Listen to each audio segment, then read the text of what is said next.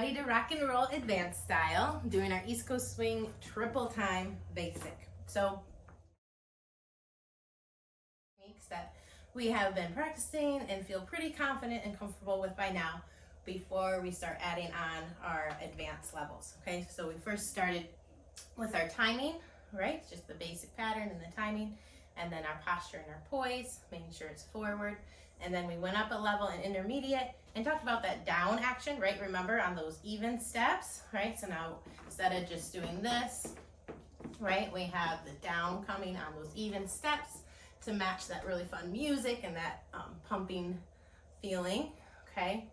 It's not really pumping, I'm sorry, it's more a down, just like I'm ready to party feeling. And then after the down action, we talked about timing changes. And we talked about how the timing changes can be used throughout the basic, whether you're doing triple time or your rock step. You can change the triple time into single time. You can change it into that double time. You can change your rock step we talked about into that kickball change. Okay, so we did timing, we did posture poise, we did down action, and we did timing changes. Now comes the really fun part, because the party is not only down in our legs, but we're coming up into our hips and into our bodies, because we're going to work on hip action and body action. This reminds me again, still not working. I apologize. I'll do my best to project as best as I can. All right, let's talk about hip action. Hip action in swing is different from, say, your Cuban motion and the other American rhythm dances. Cuban motion is very specific, leg action with it, a lot of rolling of the hips, all that. Hip action in the swing, get this, it's more of a swing action. Love it when things make sense. So we already started to talk about the down action, how it creates this half pipe. If you guys don't know what I mean by half pipe, that's those things that those cool kids are skateboarding and rollerblading and biking down and up. They do some tricks and they come back down and up. Yeah. So half pipe. Your hips, essentially, let me show you first, are really going to try to create that half pipe. And I want you to try to create it first with just your obliques. I know. What? These things right here. Yes, the muscles that hold up your sides. They're there, okay? So what I want you to think about, just go ahead and look down at your right side, okay? And then I want you to imagine that there's like an orange there. And I want you to squeeze your orange with your side. Get some orange juice and let it dribble down. Yum. Oh, I love fresh squeezed orange juice. Okay, I'll try it on the other side. Squeeze. Yeah, squeeze, squeeze. Now, I need to throw this out here. We're not actually doing this when we're dancing. This is just an exercise to wake up those muscles, to activate them, to fire them up. Ooh, excuse me. To discover that they are there and say, hey, we need ya. Time to wake up. We're going to start feeling some swing music and have a lot of fun with it. So we're waking up these side muscles, okay? Now, the next exercise I want you to do is we're going to create some hip lifting with our leg strength, okay? So you're going to slightly bend into your knees and then shift your weight over to one side, okay? And then what I want you to do is pop your heel off the floor so you have this forced arched look, okay? And your leg should be bent, okay? Now, the trick is I want you to try to straighten your leg but keep your heel up. Okay, try to do it. Ready? Here we go. Straighten, straighten. If my heel can't go down, my hip has to go somewhere, right? So what's going to happen? It's going to be pushed up into the side of my oblique, right? Now, if I let my heel go down and I straighten my leg, nothing really happens, right? So the trick is a strong foot, okay, and lifting that hip up, swinging it up into the side of the oblique, okay, and then releasing it down. All right, let's try that on the other side. So we put your weight into one foot, whatever foot you didn't just use, force arch the other foot, and then I want you to, again, straighten that leg and force that hip up, Okay, it doesn't need to be a lot. I've been doing this for a long time, so people say I have a big range of motion. So if yours just doesn't look like mine, that's okay. It will eventually. But if it just has a little, that's plenty. That's all you need right now, right? Okay, because your body needs time to adjust to new movements anyway. So if they're really big, it might distract you a little bit from your learning. So be happy with what you have there and just feel that movement as you straighten the leg and feel it come down. Feel that hip lift and come down, and hip lift and come down. Okay, so once you try to find that on both sides, great. Now what we're going to try to do is put them together. Okay, however, we're going to keep our feet flat this time. Okay, so now I want you to think about lifting that hip to the side. Again, your foot might come off the ground as you do it because I'm kind of using my leg, like I did in this exercise here. Yeah, I use my leg to get that hip up. So I might use my leg a little bit to help. Okay, and I'm going to come back down, and I'm going to go to the other side. Ooh, you hear the pop in the hip? Feels good, right? So let me face you actually. Holding on to my poles because it helps me keep square and I don't end up doing all this stuff. Okay, and I'm going to swing my hip.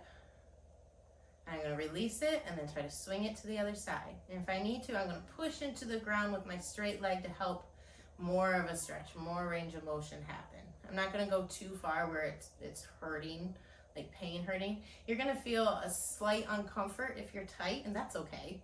That's okay. That will start to feel better the more you do it. But please, if you're having any like twinging pain, like stop. You might have a pinched nerve or something, and that's a whole nother story. Okay, what's important to prevent a pinched nerve? Because trust me, I get a lot of them, especially coming in and out of pregnancies as a dancer, and your body's not used to your weak abs. You have to keep these tight when you're doing these exercises. Otherwise, this starts to happen, and you start to swing. I mean, I know it looks nice a little bit, yeah, but what happens is you end up pinching muscles and nerves back here within your skeleton system, right?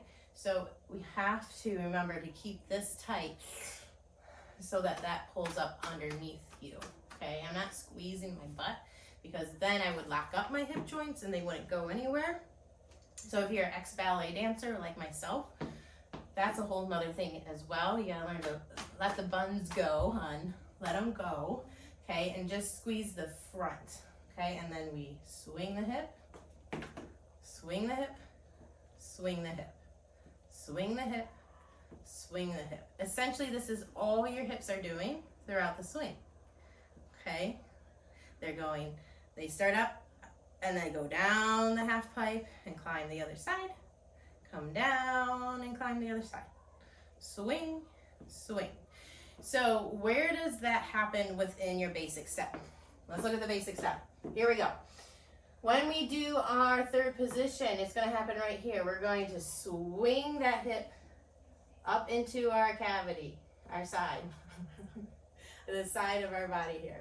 Okay, and then as we come down, it being to the side allows us to come down further. If it was underneath us, this would not feel as good. So the hips over the side allows us to come down further. We push forward, and as we come forward onto that foot, it's me swinging my hip through my center here that helps pull me up onto that foot. Okay, so now I have the rock of the boat and that motion that's going to help pull me through my steps and swing, which makes it a lot easier, once you're comfortable with it, because then you're working less. Working less is the goal, okay? So we do our third position. We swing that hip, we push forward, and we swing it to the other side. And now we're here. Woo, right? Now what we're going to do is leave that hip right where it's at for the first two steps. Good. And then we're going to go under our pole. And just like we did for the rock step, you're going to use that hip swing. We're really going to exaggerate it to swing yourself all the way over to the other side. Okay? So something I like to do to practice that is just take a wide second position. All right? And you're going to practice swinging your hip to get from foot to foot. I could get from foot to foot lots of different ways, right? But what I want to practice is after I come down into my knee, that my hip starts to move, and that is the first thing that arrives over there, okay? And the further I go, the further I come up, everything else comes with me, okay? So I do it again. I'm swinging, I go down and I swing my hip and my body weight over, okay? So instead of moving like this, yeah, we're using the hip swing,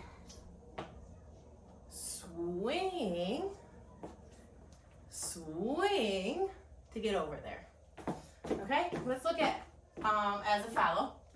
So I start with my tiny rock step, which allows me to swing my hip, and I come down and swing it to the left. Then I do my 2 steps, down and swing it to the right, 2 steps, down and swing it to the left. Now, I am really like down on my knees and really exaggerating everything, which is great for learning. But just make sure you watch the end of the video where you see I demonstrate it, and you'll see it's not as much as that. You only ever perform about 80% of what you practice. I know, it kills me. I'm a perfectionist. I hate that statistic. It's like, what? Really?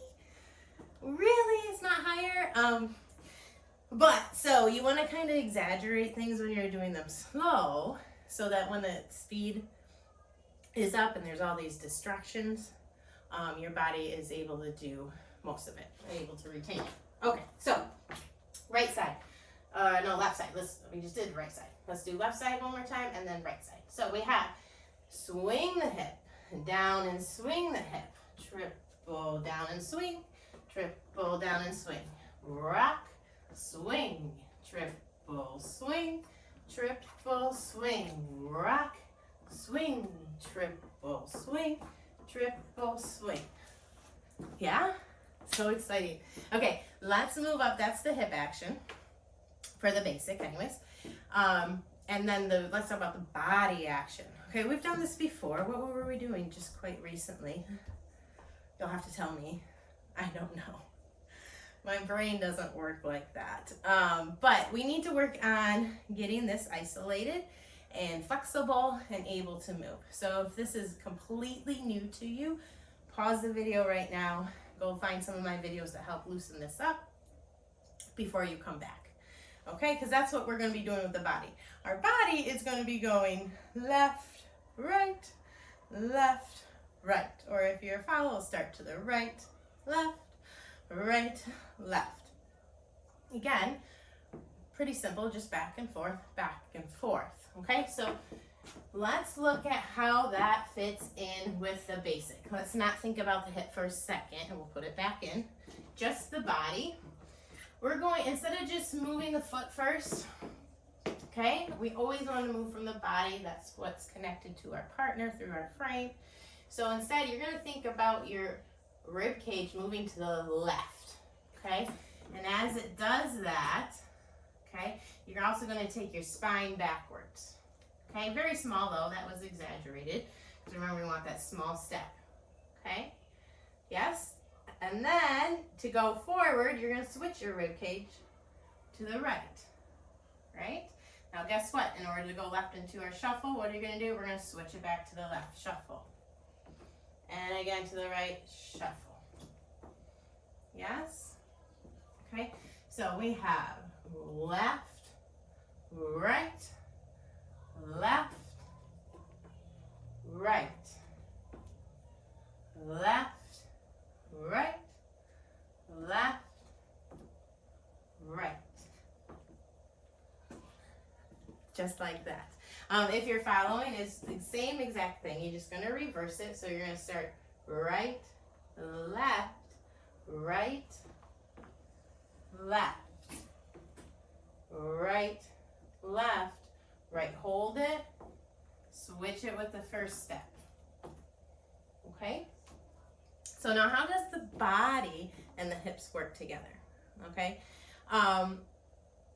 for a general idea, decide what you want to look like when you're dancing the swing. If you want like a lot of upper body movement and look a little bit stronger, then you're going to learn the upper body motion first. Okay, so practice the upper body first. Don't worry about the hips. The hips will kind of start to follow and do a little bit of what they need to do on their own, and that'll be enough, because you don't want the hips overtaking this look. But if you want more of the hip look, if you want, you know, really like partying, swinging those hips, and people really seeing that and you really feeling that, then start with the hip action first. Learn that, and then we'll apply the body action on top of it. So we kind of did it that way. So what we're going to do now is you want to think about your body and your hips are connected. So the first drill we're going to do is we're going to move our rib cage to the left, okay? And then what we're going to do is once we get all the way over, I want you to say, hips, go ahead and swing. Okay? Now, when that happens, most of us, our body will shift to the right to help the balance. Otherwise, we would have swung in outer space, right? So we have the split weight, right? Shift your weight to left or right, and then swing with the hip. What's going to happen is your body automatically did its shift. Okay, now just change your weight and swing the hip. Shift your weight, swing the hip. Shift your weight, swing the hip. So what happens really is you don't have to think about the start and finish of the body and then the start and finish of the hip. That's 4 different things. That's too much. We put them together, and what you're going to think about is starting with the body, finishing with the hip. Starting with the body, finish with the hip. Start with the body, finish with the hip. Same thing on the rock step, okay? If this is like if your first time doing this stuff, I would just focus on the triple steps right now and worry about the rock steps once the triple steps are really comfortable. So on the rock steps, though, we're going to do the same thing. You're going to shift the body, finish with the hip. Shift the body, finish with the hip. Then I do my shuffle, body, hip. Shuffle, my body's already there. I'm just doing my feet, and I finish with the hip. So really, the chain reaction goes body, feet, finishing with the hip. Okay, so at the advanced level, here we go. Through a lead basic, we start with the body, we move the foot, we finish with the hip. Start with the body, move the foot, finish with the hip. Move the body, move the feet, finish with the hip. I move my body, move the feet, finish with the hip. Okay, so then we put all those layers on. Let me show you the follower first, actually. Sorry. Here we go. So we have body, foot, hip. Body, foot, hip. Body's already there. Foot, hip. Body is already there. Hip. Okay? So when we first started swing as beginners in our triple time, we were concerned about the timing, just having the 1, 2, 3, and 4, 5, and 6 in our feet, right? And eventually getting comfortable with having a little bit more syncopation in there. So instead of it feeling more of marching cadence, it's long, short, long, short, long, right? And we also talked about the poise, making sure you're pulled up and we're not slumping, right? But we do have a forward poise, our weight in the balls of our feet. Right? Then we started talking about the down action. So every even beat in swing has that down action, right? So we accent that in the music by dancing down into our supporting leg, using slightly bigger steps on those even beats, okay? We also talked about timing changes, being able to change into double time in the basic, maybe even single time, and maybe even straight time. Right? And then as an advanced dancer, we really start talking about the hips and the body, right? We're learning how to move the body first and let the hip finish as we begin our next action, which really gets that flow and the party rock, no pun intended, going, okay? So that is it in a nutshell anyways, trying to break it down to the most essential techniques in the way that they help you learn the quickest without having to backtrack and relearn anything. Okay, so follow my videos, build in those layers, and if one gets too many, just back up and go back to the other bottom layer, work on that some more, and then try again. It's a process. I love you for being here. Thank you for learning. Dancing is amazing. It helps everybody and anyone who's willing to give it a try. So thank you for learning from the bottom of my heart. Let's keep this skill and this beautiful piece of creative movement alive. All right? Until next time, I will see you guys. I believe next month we are going to be doing tango or foxtrot. I'm not too sure. So if you have a preference, go ahead and vote right now in the comments below. Let me know if you want to do foxtrot or tango. Thanks, guys. Subscribe and share. Thanks so much.